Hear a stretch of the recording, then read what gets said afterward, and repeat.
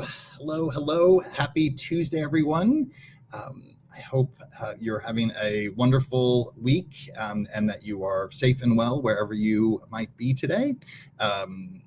We are going to get started here in just a moment. I always like to just give about 30 seconds or so, maybe a minute for anyone who needs to join to access the virtual platform as we stream on Facebook and LinkedIn, so everyone can join us from the very beginning. So thank you for being with us today. If you're already here, again, I hope you're doing well. Happy Tuesday. And before we get started, I have a few messages to share that will lead us into the fantastic conversation that we're going to have with Jai Vargas and Mark Green. So first of all, hello, welcome. Thank you for being with us today. Happy Tuesday. This is our third installment of Human-Centered Leading, conversations where leaders are human, and where we bring thought leaders and experts together to talk about a current workplace challenge through the lens of humanity. And our conversation this month is about engaging men in Women's History Month, and certainly engaging men in the conversation about creating inclusive workplaces all year round. So I'm really excited to have two experts with us today for that conversation.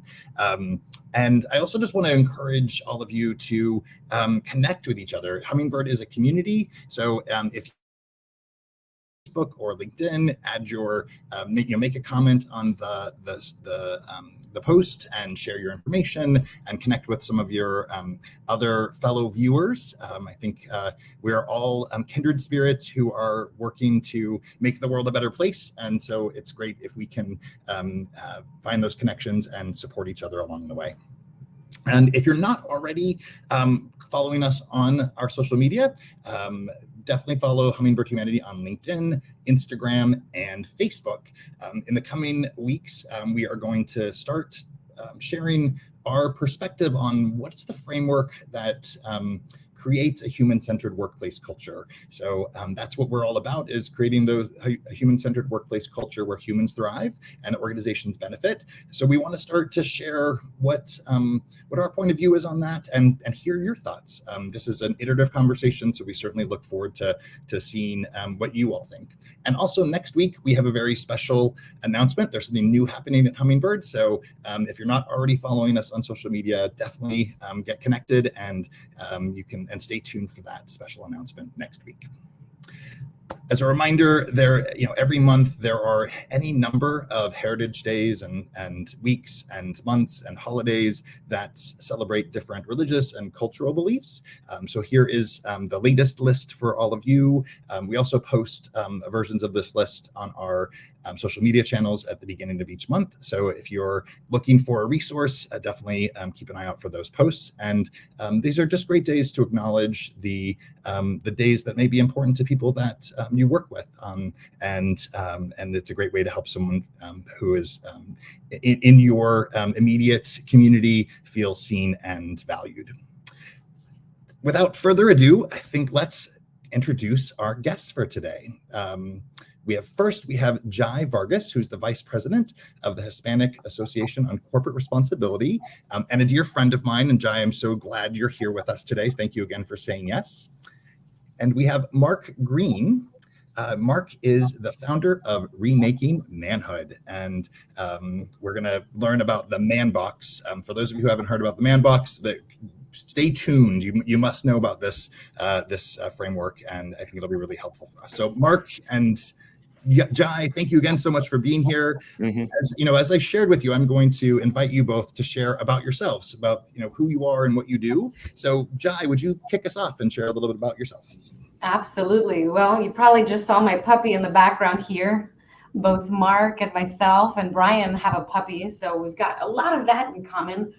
But on a more personal level, I was born in Dominican Republic. I'm an immigrant, naturally came to New York City by way of Washington Heights, Manhattan. I'm now a Jersey girl, but I spent some time in Pennsylvania, just like Brian. I studied advertising and marketing communications. And something that I realized about myself was the fact that my language, the ability that I have to be able to speak Spanish is somewhat of a unique value add and proposition. And so the fact that I'm an immigrant, I'm a Latina, I'm a millennial, I'm bilingual, I've always used that part of my identity in every single one of my roles. And so I've done a lot when it comes to multicultural marketing, diversity strategy, and making sure that Hispanic and Latinx representation is seen not just in corporate America, but more specifically on corporate boards. And we're doing a lot of leadership training for Latinas just like me that are looking for opportunities, equal pay, and male allies. And so this is going to be an awesome conversation between all three of us. Thank you for having us, Brian. Absolutely, absolutely. Well, and I agree. This is going to be a great conversation.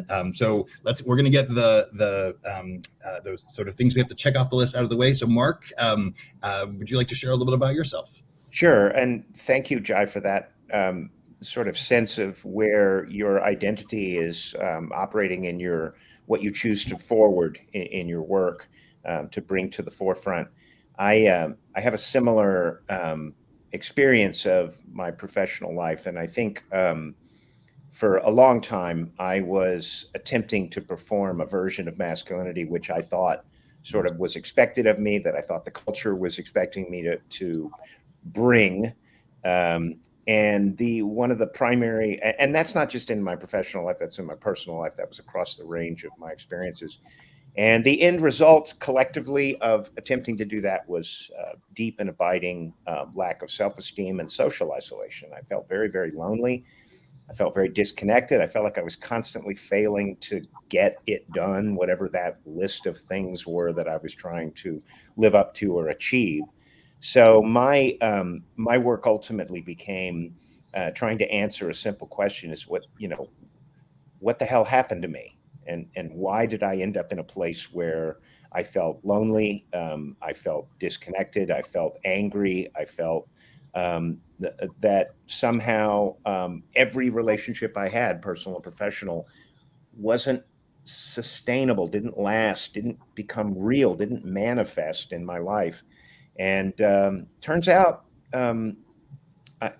trying to do the sort of man box rules of masculinity are a recipe for disconnection. So that's my work, and I hope to bring some of that to the conversation today from the position of when men are doing that particular thing, they can't do allyship. It's not possible. In some ways, I feel like we've already started the conversation with these introductions. So thank you both for such offering such meaningful introductions. And for those of you who might be new to the Hummingbird community, one of our core beliefs is that we are humans first, and then employees second, or workers second, or whatever that whatever term we may be using. So we do like to start our introductions to share a little bit about our humanity, and then we can certainly talk about the work of the work. So for those of you who may not know me, my name is Brian McCormick. I use he/him pronouns. I am the CEO and founder of Hummingbird Humanity. I am a openly gay, disabled man, and I'm also a white cisgender man, and recognize that those identities come with a fair amount of privilege that I try to use to challenge the status quo and open doors that have been closed for others. I really appreciate the conversation around, and really what you were sharing, Mark, about your framing for yourself of masculinity and how you interpreted and embraced, whether healthy or not healthy, what's the messages the world was sending to you. And it's, I hadn't thought about that this was going to come up in this conversation, but as a gay man, my connection and my understanding of masculinity, I always felt like that's not me. I don't fit in that world. And actually, for many, many years, I would I found heterosexual men, particularly in the workplace, incredibly intimidating because I knew I wasn't like them. And it was a really interesting journey for me to find, and really I think it's much of what you shared, Mark, of as I started to build relationships that were healthy with heterosexual men who cared about me as a human and I could care about them as a human, it changed the way I viewed that reality. So it's so thank you for that. I really appreciate it. Well, and I think we're already navigated into let's talk about let's frame this conversation for everyone who's with us. I think as the label or the title of it is Engaging Men in Women's History Month, and certainly as allies all year round. And I think many of us, certainly those of us that work in this space of diversity, equity, inclusion, know how important this conversation is, and also know that we have a long way to go. But maybe we could start by exploring what are some of the whys behind the challenges we have with engaging men in the work of DEI or as allies for women. So Jai, do you want to share some of your thoughts first? Absolutely. So I'll share a story. I actually used to coordinate and run the programs for a women's employee resource group, large institution, Fortune 50. And when we had these conversations with the women in the employee resource group, we had about 400 women doing the work, championing the work that they do and representing on panels. But every time that we invited male allies to the conversation, which to some extent, they are the ones that can make real change within these organizations because they lead with intent and in power in some situations. Every time that they would open the doors to those programs, they would say, oh my goodness, 400 women organizing and talking about some of these safe spaces and potential challenges that they have. The men would get scared sometimes and they would back off and say, we want to give you all your safe space, but when you need us, we'll be here outside. Let us know how we can help, when we can help, and by doing what. And so that sets up a variety of different challenges to the women in the room who are expecting those men to listen in on those potential challenges so that they can hear and learn and discuss amongst themselves and with each other how we can work together on making sure that women are being elevated within that organization. And then number two, right, making sure that we all are helping each other. This is a cross-lateral conversation, making sure that we're aware of how we can support one another as well. If they aren't in the room, how will they know what our challenges are? And a lot of people mistake safe spaces for those conversations that should be saved for HR, right? And so these conversations are one about pay equity, or perhaps one's about equity in leadership development programs, or seeking mentors or champions or sponsors. We don't need a safe space for those conversations. We want to talk in tandem through those conversations and see how we can resolve them right now. And so a lot of the times, we sort of need that support in the moment. And it's beautiful to see people like Mark and yourself, Brian, be privy to those conversations and ask if you can be an ally. And then more specifically, with intention, what should I do, by when, and how much, and how often, and how, and through whom, right? And so I feel like allyship, to a certain extent, needs access and input and promotion. So a lot of times we assume that people need us as allies, but we have to sit there and not act like a hero, not go in suggesting how to fix things, but to simply be there to listen about those potential challenges. And then when asked to be an ally, it's our responsibility to say, great, how, who, when, where, why.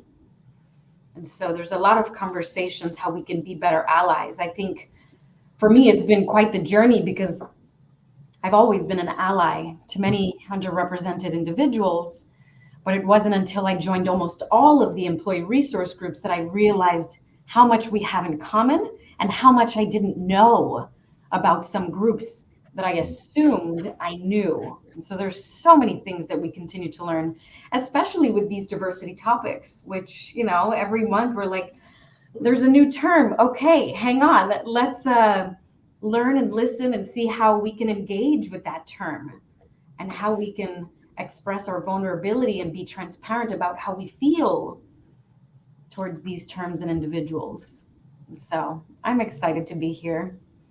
And that learning I would offer is never ending. There's always going to be another lens, another perspective, another story, I think what I encourage is to engage with curiosity, because that's the way to navigate this landscape of understanding humanity and all of the beautiful uniqueness that we each bring and our the lived experiences that come with us to the workplace.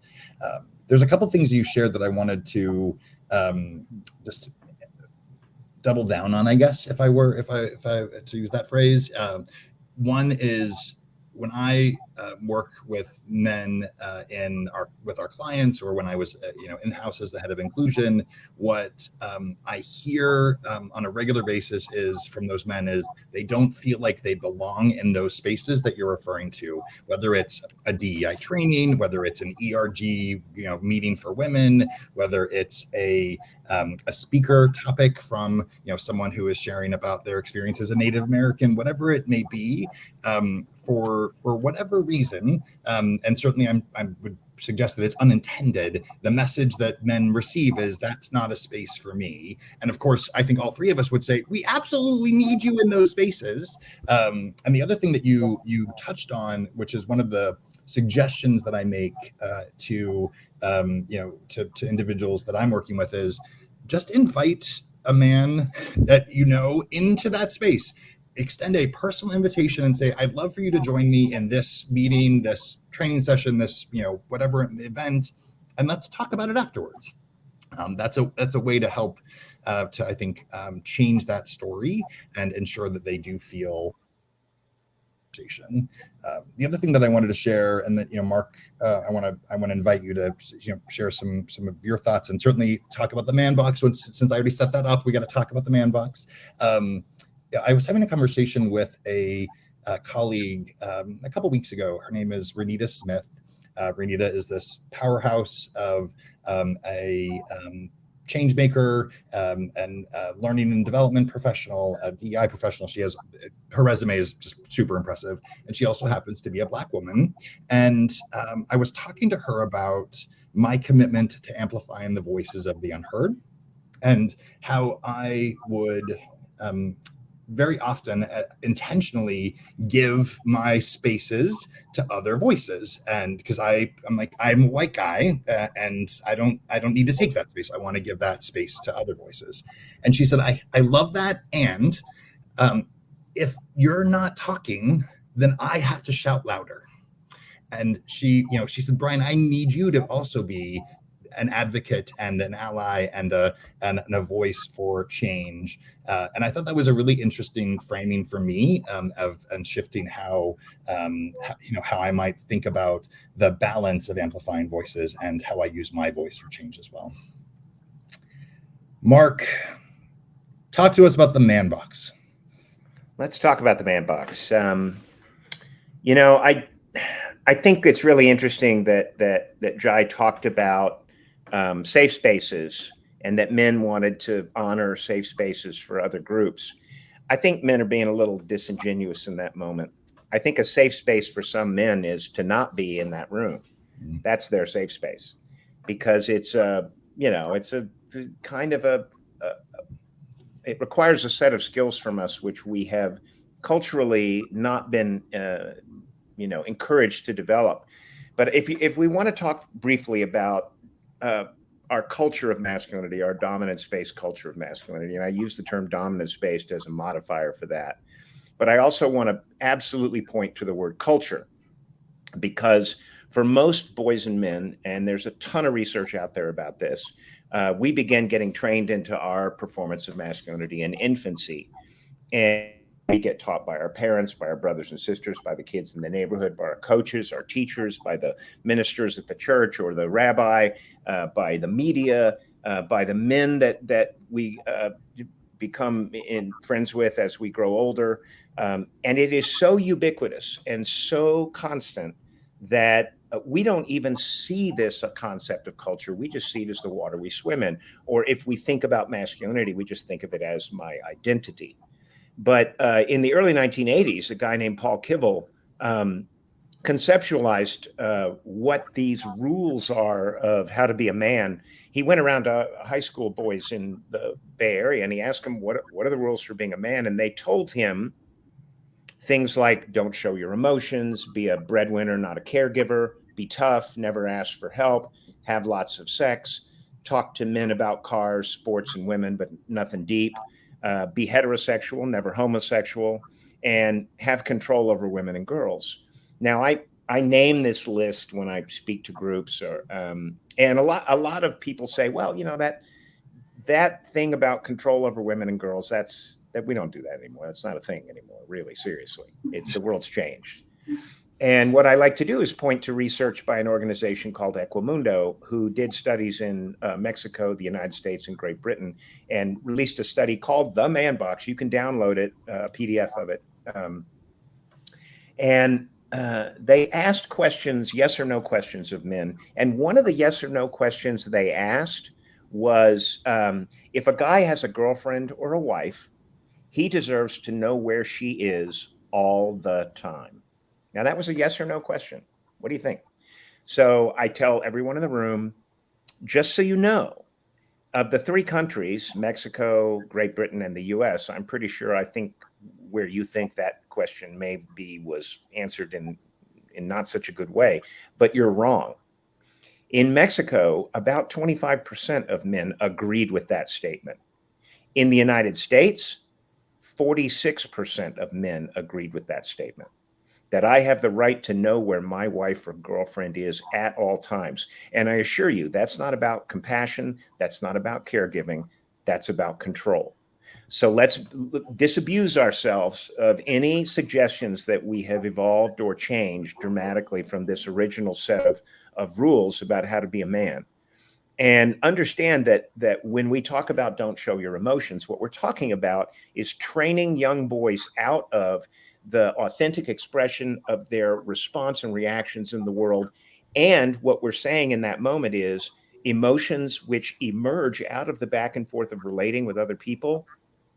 Emotions, I don't create an emotion, put it on a plate and hand it to you, Jai or Brian. Our emotions are changing as we are in this conversation, and they emerge in the back and forth of relating. So when we tell boys, don't show your emotions, Lily, don't show your emotions. What we're really saying is don't engage in authentic relationships. Don't grow connection in the world. And that is rule one of man box culture. And once we break boys' connection in the world by training them out of expression and authentic connection, then we slot them into a hierarchical, dominance-based performance of masculinity. And we say, okay, based on your size, your status, your connections, your race, all of these things, we're slotting you in here. Now, learn to dominate those around you, or you'll lose status. It's up to you if you want to let more and more men get above you or ahead of you in that and dominate you. And in this regard, when we train boys out of expression, we say things like, you know, a little boy cries on the playground. We say, hey, man up. What are you, a sissy? What are you, a girl?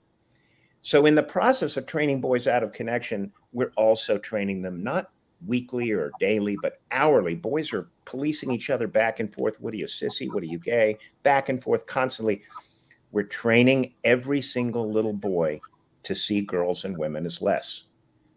Now we bring this whole model into the workplace because it doesn't magically disappear.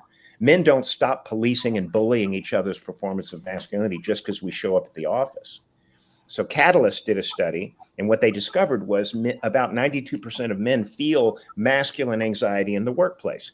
And that's defined as that they're fearful that their performance of masculinity in terms of their ability to do traditional masculinity, dominance, toughness, don't, lead, never let somebody talk over you, all that stuff, isn't they're not doing it well enough. So they're carefully trying to keep doubling down on that. And when you have a culture, a combative masculine culture like this, the more extreme it is, the data came back, men are less likely to say anything if someone says something sexist about a woman in the office. So there it is. DEI is colliding headlong with this retrogressive man box culture of masculinity. And the end result for boys and men is deep social anxiety and isolation, to the degree that it's equivalent to smoking a pack of cigarettes a day in terms of the long-term health impact for us. Meanwhile, every time we start to feel uncertain about our position, we dominate a woman in our office. We dominate somebody who's of a different gender identity, someone who's a different race, different religion, different immigration status. So this man box culture of masculinity is a slippery slope. Once we teach boys that girls and women are less, it doesn't take much to teach them that other identity, gender, race, religion, immigration status are less. It's into white supremacy and into political violence that we see in the country. So that's man box culture. Thank you very much. I just thought I'd just talk. So many things to comment on there. Where do I want to start? But I think the what I really want to say is, first of all, thank you for the explanation. I think it's so helpful for those of us who work in this space to start to, and I one of the challenges and something that, for myself, that I'm trying to work on is, how do I reframe my perspective on men and their role in this work? Because I think, for many years I was frustrated of, like, why aren't they in the conversations? Why aren't they going to the sessions? Why aren't they whatever it may be? And I think if we can reframe our perspective and understand the ways that we have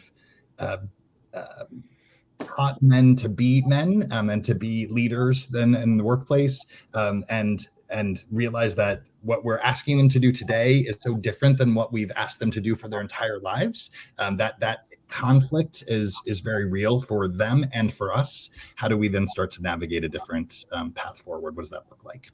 And I think right now, one of the things that I've been thinking about is, we have paradigms for leadership. Vulnerability and empathy are, generally in all of them, and those are not things that we've asked men to lead with in their lives. And now we're saying, to be an effective leader, you have to be vulnerable and empathetic. And I think, it's basically, we've asked men to speak a different language overnight, and I don't think we've done very much of anything to help those men to develop those skills and capabilities, and even just the understanding of what does it look like to lean in with vulnerability and empathy. So it's a really interesting conversation. So thank you for emerging that. I know Jai has a thought on this, and I just want to throw this in real quick, though. There is good news. The men I coach in this work, about half of them actually want to bring that side of themselves, and they've been prohibited from doing it in business culture for 600 years. But now, when the tipping point is being reached, at least half of the men that I work with are ready simply to understand how to do it. But they already bring that side of themselves, and they're finally being liberated to do it. So with that, thank you for letting me jump in there, Jai. I appreciate it. No, absolutely. And I love that you mentioned that too, Brian, about vulnerability and empathy. I think that that's actually one of our superpowers as women. A lot of women from my world, whether they're immigrants or different socioeconomic status, women of color, sometimes we see the color of our skin, our background, the way in which we grew up, our language as a challenge. But a lot of people don't realize that we have so much going for us, especially with those things in mind. The fact that I'm bilingual, the fact that I am emotionally intelligent, vulnerable, empathetic.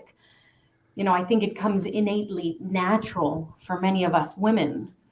And so when it comes to men sort of unlearning a lot of what they've been fed, like you mentioned, Mark, and how they've really been urged to think about women when it comes to power and oppression, I think it's a newer conversation that some men are willing to jump into. So I love the fact that we're being intentional about saying how exactly do you be vulnerable and create those psychologically safe spaces for other men to see you and hear you and say, wow, that is okay to do in the workplace. That's fascinating. Yeah. Has never been okay, especially back in the day on Wall Street. Times are a changing, thank goodness. Perhaps it's the world that I live in the DE&I space, but I really see a change happening. And I really see a lot of men being more intentional about ways in which they show up, the questions that they pose in front of large audiences, how they're in the room supporting and promoting other women, and making sure that, yes, they're doing it throughout the entire year, but we all know that what you focus on gets done. And so we need months like March to remind us that let's be intentional. It's Women's History Month. I know that I do this throughout the entire year, but let me be very intentional so that I can find these women and these individuals to support them in this specific way, right? A lot of times we're on autopilot and we don't take too much of an opportunity to support women throughout the rest of the year. And so I love that March is around so that we can get everyone on the same page to be able to share a lot of these opportunities and promote one another. Absolutely. Absolutely. Yeah.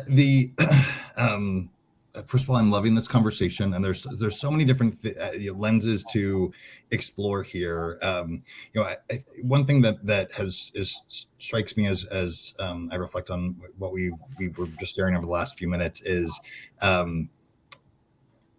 typically I say that I'm working to make the world a better place. My work is focused on workplaces, but I say I'm working to make the world a better place. And the conversation that we just had around the experiences of men and the work that is in progress, not as much of it is in progress, and certainly it's not moving as quickly as I would like. And I'm sure that's true for many of us. But there's work in progress to help develop those characteristics and traits in workplaces for men to be able to engage in these conversations, to be allies, and when we do that in workplaces, it goes with them when they go back home, when they're in their communities. So this is one of those there's a ripple effect for what we choose to do and engage in our workplace conversations. Yeah, I think it's really important that we shake off this sort of sense that anything about our lives, our workplace lives, are currently normative. And I don't mean normative like the good old days. I mean, workplaces are extremely dysfunctional socially. And to back that up, Cigna did a study in 2020, and they found that 62% of US workers may be considered lonely. That's 97 million lonely workers in America. And they tied that to a multi-billion-dollar cost to business in terms of productivity, retention, all that stuff. More than half of US adults just surveyed about their general lives say that they feel sometimes or always alone. So we as men, I think at the height of this pyramid of power in the world, have been sold this idea that we have to be stoic and disconnected and tough and leaders. We've been sold a cult of individualism as the manifestation of masculine success. And we've been sold the idea that dominating others is the quickest path to security and power for us. All of that has created a global culture, and certainly a culture in the West, and especially in workplaces, that's alienating and lonely and isolating for everyone involved. So men, the idea that men don't want to go into safe spaces and have conversations is absolutely a manifestation to me of two things. One, that this man box culture that we're all attempting to do has created the illusion of a monolithic, singular version of masculinity that's just out there, Frankenstein walking around the world, right? Well, I know And we all know, based on the research, that every man who's doing that version of masculinity is carrying huge amounts of anxiety. And that's because in order to fit that narrow frame of masculinity, men have to hide authentic aspects of who they are. And Brian, that can be for some men hiding their actual sexual identity, which is a massive piece of who they are.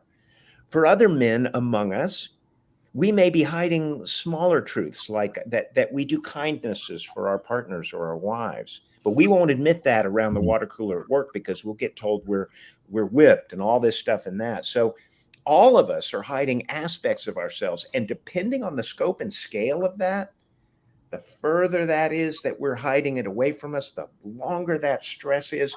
That's the tension we carry every day, both that we're going to get found out or that we're somehow not doing it right. We're not real. Our authentic self is over here, fully human, fully realized, and we have isolated ourselves from it. And that leaves us unable to connect in authentic ways. So we can't, that all those relationships I talked about earlier that never fully manifested, that I never fully felt were happening for me, it's because that guy over there, he's the one who knows how to do it.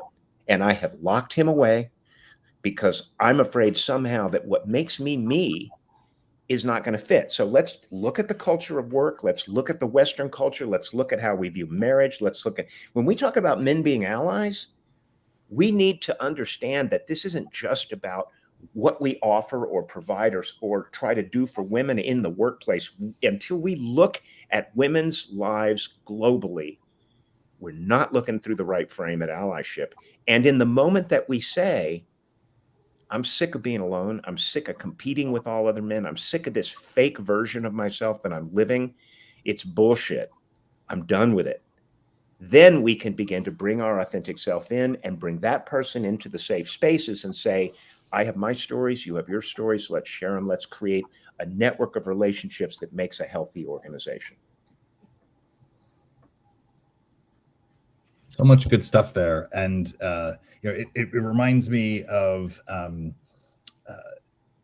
framing, as I mentioned earlier and at the very beginning of the call, that we talk about at Hummingbird is human-centered workplace cultures of how do we bring our humanity into the workplace, and that's true for all of us. And I do believe, and I have lots of examples to back it up, that we have so much more in common than we have that makes us different. And if we can find those, it is when we find those connections, which then build bridges of trust, then we can start to understand how we each have different experiences and how those experiences come with us when we're at work and shape how we see the world and how we show up. And to your point though, Mark, like that's not the paradigm of workplace culture. I tell the story of when I first stepped into my first corporate gig ever. I knew that I was supposed to take off my coat of emotions and hang it up. Nobody told me, by the way. I just knew that was expected. You were reading the room. Yeah. Absolutely. Well, Mark, I want to talk about, and actually, Jai and Mark, I want to talk a little bit with both of you about your why and how that's led into the work that you do today. You talk about this perspective on the men and the clearly you've done a lot of research and reading, but you also have your own story of that you've gone on in your journey as a man. Yes. Well, as I said before, I wanted to know what the hell happened to me and why. I have done several different things in order to try and create connection in my life. One of the things I chose to do was men's work with an organization called the Mankind Project. And I will tell you that when you go into a room as a man, and I'd been on the planet for half a century, pedaling this frickin' man box bike as fast as I could and getting nowhere. 2 divorces, a lot of drinking, a lot of self-medication, a lot of loneliness and grief. When my son was born, he really, and I don't mean the moment he was born. I mean, the moment he was born, I was like, oh my God, what the hell? But over time, he drew me into caregiving. He drew me into this more human version of myself, which caused me to say, okay, what's the world teaching him? And what's the world taught me? And what the hell happened? What's going on? When you go into a room with men, who are all there simply because they want to know what's going on for me, and I want to know what's going on for them. When we're no longer trying to see who the alpha is in the room and the pecking order and all the status symbols and how much do you make, and all of this BS goes away. For the first time in our lives as men, we can breathe. There's air. And I when I started my men's work, I stood on the carpet at the weekend. And believe me, I'm a Groucho Marx kind of guy. I wouldn't want to be the member of any organization that would have me as a member. I was very skeptical about starting that work. That's why it probably took me 50 years. But in the moment that I was standing on the carpet, I said 4 things. I said, because of my history, I don't like men. I don't trust men. I hate men. And I am sick to death of being alone. I am sick of it. And these men looked at me and they said, well, you want to trust us? And I said, what the hell? Why not at this point? And I did trust them. And I found friendships and relationships and connections that are truly loving and caring. And that freed me up.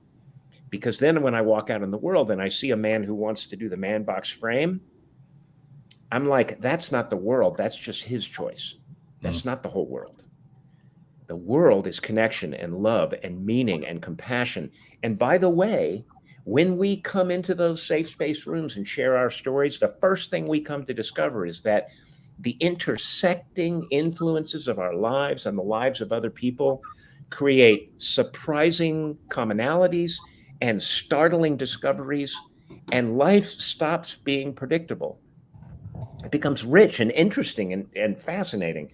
So if I'm going to say anything here today to the men who might be listening, know that you have a rich, beautiful, connected life, and you've got all the equipment. It's your universal human capacities are ready to do this. All you have to do is say, I've had enough of the box, and do it. And in that moment, you become allies to yourself and to the people around you and to the women in your life and to the people in your workplace.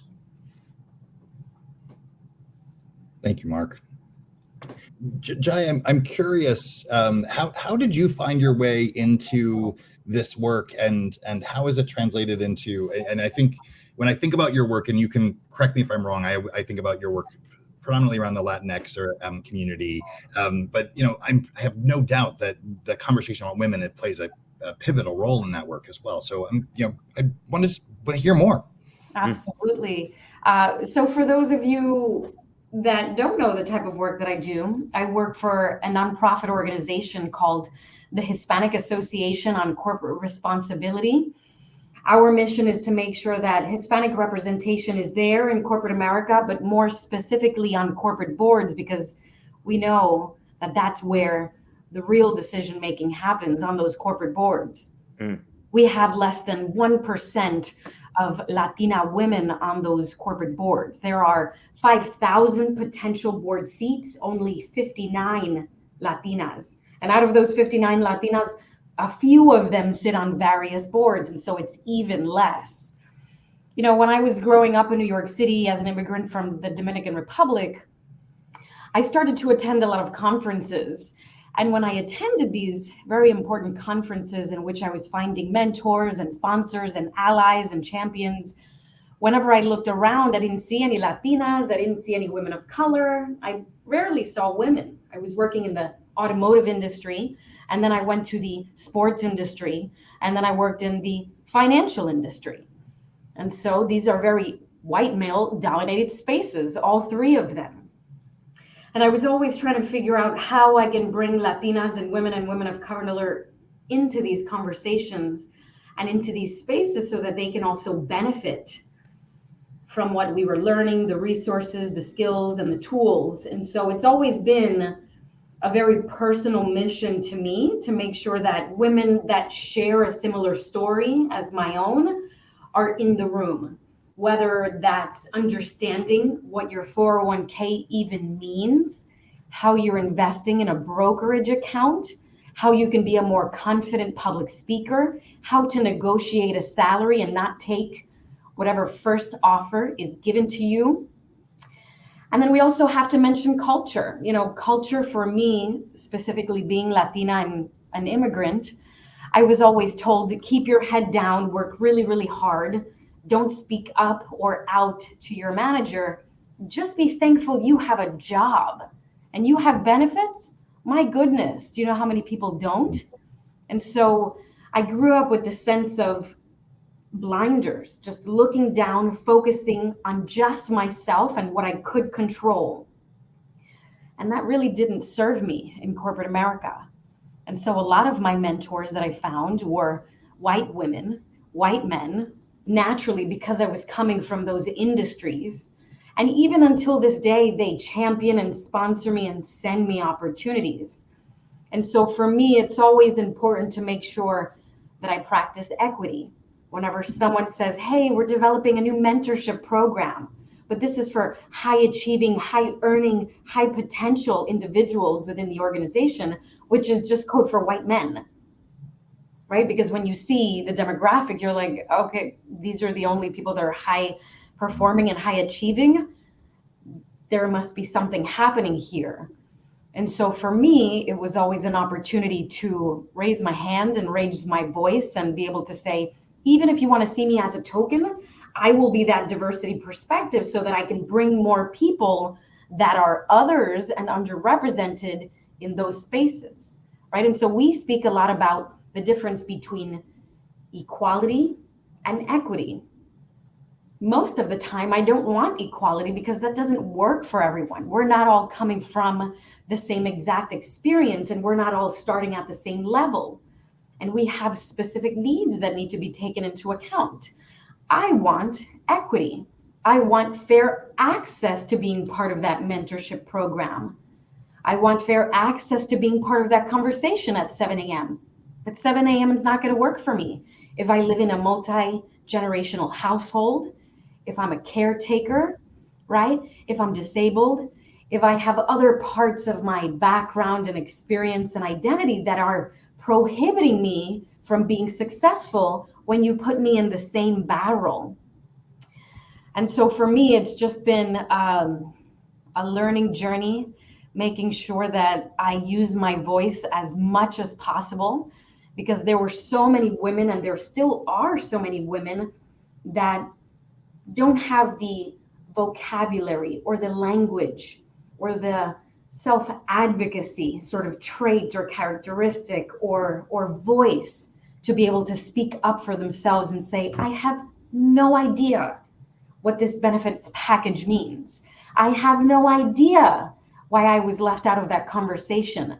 I don't know why they keep giving me these smaller tasks. I'm not the administrative assistant. I have my own budget. That's why I'm paying for this endeavor in this organization.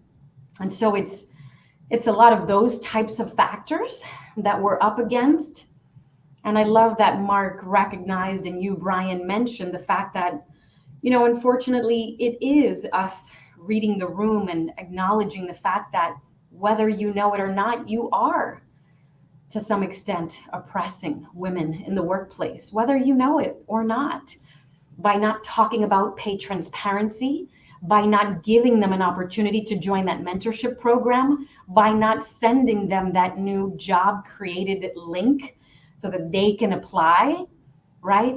By not giving access to these panel opportunities and conversations. If you're not sharing those opportunities, you are intentionally oppressing women and underrepresented groups. And so for me, it's been a lot of time just making sure that men recognize their imposter syndrome isn't just brought upon themselves, but it is, like you said, reading the room. When you walk into a scenario and situation and your organization looks a certain way, a lot of us are programmed to be suits and penguins. We walk in and we want to look and act and feel and speak a certain way so that we can just slide right in and not disrupt a conversation. But now we're realizing that diversity is actually benefiting us. We want to add to that culture, our language, our perspective, our socioeconomic status, our religion, the fact that we're non-binary, LGBTQ. That's all going to help our organization create programs and products and services with us being included there, not us looking just like them anymore. And so I hope we're in one of these pivotal times in the workplace where people are recognizing that. And I think technology does an incredible service to us because now we can look into each other's homes and say, oh my goodness, I didn't realize you have a partner, or you're sharing a space with your parents and you have children and pets and you're a caretaker, or you're traveling, or I didn't realize you were disabled, right? And so many of that really impacts me, and we just have these great conversations to be able to explore it even more. One of the themes I heard in what you just shared, Jai, is the way I heard you frame it was you opening the doors, you stepping in, you pulling up the chair if there's not a chair at the table, whatever that may be. And if I connect back to something that you shared earlier and we talked about is that we know that men, particularly straight, white, cisgender men, are often not in this conversation today or in those ERG conversations. And what we need is those men who have the power and the influence and the authority to ignite change, to be in these conversations. So that way, when they go back to the workplace, they can see the things that you're talking about. They're like, wait a second, we're missing a voice from this room. We're missing a perspective. Or, you know what, this program that we're building to develop future talent is really only targeting one demographic group, and that's not what we're trying to solve for. And we need them to have those individuals to have that lens and to identify those moments. And you know, there was a story that came to mind for me of I was working with a client a couple of years ago, and they were saying that we're going to create an internship program and we're going to target hiring women. I was like, great. Who's in the room for this conversation? And they're like, oh, the leadership team. Like, that leadership team's all men, right? They're like, oh yeah. I'm like, maybe we should just invite some women to the conversation and just, I mean, this may be a perfectly good plan, but I just feel like you're missing a perspective from the conversation. But none of them saw it. And it took someone else to frame that. And that's what we need to fix there. Mark, I'm curious, what are the, if you were going to pick one or two things that you would say, here's some challenges you'd give to men in the workplace to engage as allies for women? Sure. Well, you know, my belief is that men, you know, fancy themselves intellectual, you know, data guys, where we need facts, we need provable outcomes and blah, blah, blah. They say in men's work that the longest journey for a man is the 18 inches between his head and his heart. But I would suggest that, you know, if you want some data on this, and people say, oh, come on, man, don't make DEI a business argument, make it a human argument. And I'm totally for that. But let's look at the business argument for half a second. Deloitte recently revealed some data, and what they discovered was that in organizations with inclusive cultures are, now get this, 6 times more likely to be innovative and agile, and 8 times more likely to achieve better business outcomes.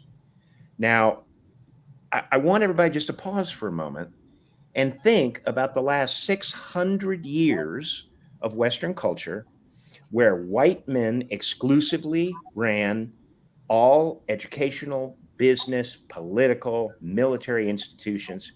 Now, think about 600 years if we had had 6 times higher levels of innovation across those endeavors. We'd have our jetpacks, we'd have our flying cars, we'd cured cancer. I'm not kidding. The degree to which we have been held back by hierarchical, dominance-based systems, which put white men at the top, competing for those last few chairs and dominating everybody below them, has cost all of us. And we may be at the tipping point for our species where we haven't made enough progress. So let's be aware that if you're a man and you're at a company, when you go into a room and you feel like it's your job to have all the answers, and you sit down with your diverse team and you tell them how it's going to be done, and they all give you that look like, well, okay, whatever. You have just done the hierarchical dominance thing, which kills inclusion. You've just killed that 6 times factor of inclusion. So let's understand as men the influence that we have. We have the ability to create a much broader, richer conversation. That said, it's very important to understand that this dominance-based masculine culture piece, that women have internalized it as well. We have had 2 generations of women who have been taught, oh, you're going to be in the workplace? Good. You better out-men all the men in the room. You better bring dominance, more assertiveness, more absolute certainty. So they're doing a version of that. But also culturally, a lot of women and non-binary people have internalized those ideas. And there's a study Harvard Business Review did a little article about. And what they discovered, and I'm just going to read the quote from it's so beautifully worded. This is our new book, The Relational Workplace. It just came out a few days ago. But this is the quote. Studies show that both men and women internalize bias against men who seek to act as allies for women in organizations. In 3 experiments, women liked gender egalitarian men more than men did, but both genders stigmatized them as more feminine, weak, and likely to be gay. So we're talking about men getting what's called the dreaded WIMP penalty in the workplace. If we actively act as allies for women, even some women see us as less effective leaders because we've all internalized this macho dominance leadership style, which clearly is failing all of us. I feel like we have another hour of this conversation, and we have 4 minutes left. So I want to be mindful and respectful of everyone's time. Hopefully, we have offered some tidbits and suggestions, and if nothing else, some things to think about and explore and engage with, some curiosity to learn more and to engage in dialogue and conversation that will move the needle forward. Before we wrap up, though, I want to ask each of you 2 questions. One is for those who are with us today or watching later. How can they reach out to you, connect with you, follow you, and what is bringing you joy today? So, Mark, I'm gonna go to you first this time. Okay, I'm going to make as much room for joy as I can. What's bringing me joy today is the opportunity to spit all this stuff out. I'm glad everybody made space for me to do that. Thank you. Excellent. And how do people find you? You can come find us at relationalworkplace.com.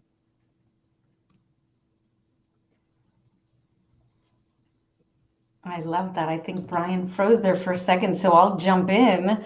You all can find me on LinkedIn, Jai Vargas. My name is right over here.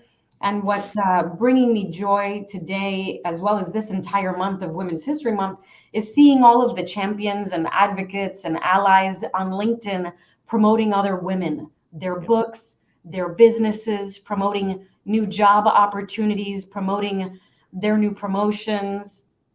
I love seeing that conversation, not just women helping women, but men being able to support and promote and buy from women-owned businesses is really, really bringing me joy. So I'm always retweeting and reposting those posts because I love, love, love to see that. And I would challenge you all to seek out some articles and books and conversations that you can learn a little bit more about this and what we're talking about today so that we can be a little bit more intentional and authentic and challenge other people that aren't in the room, aren't actually joining this conversation. All right. Excellent. Well, what's bringing me joy today? I'm at a conference where I'm getting to learn from a collection of motivational and inspirational speakers, and it's really nice for me to have that moment of investment in myself and my passion, and I think I'm going to return to the office, as it were, a bit more invigorated, and so I'm really grateful for this time, and grateful that I get to be here. For those of you who are trying to connect with me or Hummingbird, definitely follow us on LinkedIn, Instagram, and Facebook, and you can find me on Instagram and LinkedIn as well. This is a monthly conversation series. We will return next month with our next episode of Human-Centered Leading. So be sure to tune in and join us for that conversation. Jai and Mark, thank you again for being with us today. I'm so grateful to the two of you for sharing your wisdom and expertise. And for all of you with us, thank you for spending time with us and for being part of this conversation and the work to make the world a better place for everyone. Until next time, stay safe and be well. Bye, everyone.